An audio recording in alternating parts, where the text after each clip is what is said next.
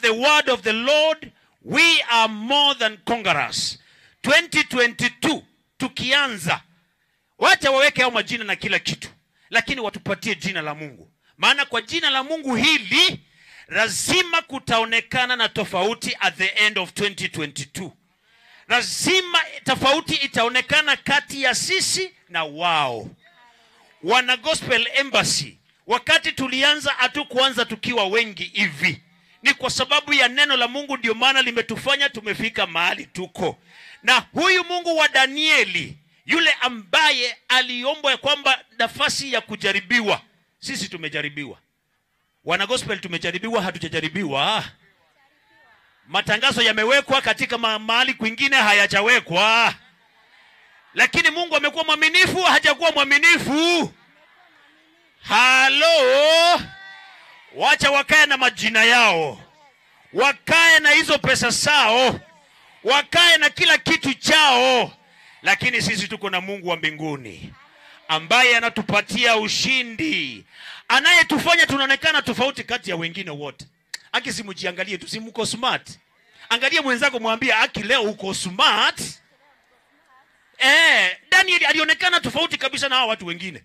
Wengine walikuwa na nywele ambayo ilikuwa imetwist sijui aje, lakini Daniel nywele yake ilikuwa imenyooka sawa sawa. Wengine walikuwa wanaonekana kama wako na minyoo, wanahitaji deworming, lakini Daniel alikuwa anaonekana ako na afya. Sio kwa sababu ile chakula alikuwa anakula, ni kwa sababu ya Mungu ambaye alikuwa ndani ya Danieli.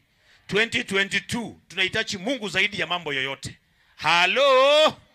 Isabella, haya, Isabella tumekuweka sana. Haya, twende DJ Isabella. Bwana asifiwe. Gospel Embassy, Bwana asifiwe. Mungu na wimbo unaosema omwanene mbia mono.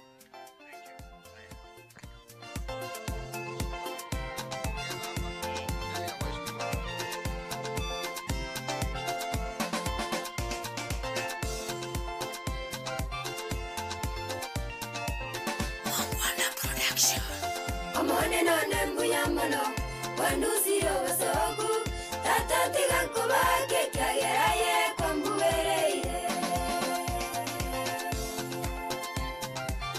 Amone none mbuya mono wandusi obasoku tatatiga kubake kageraye kwambuwereire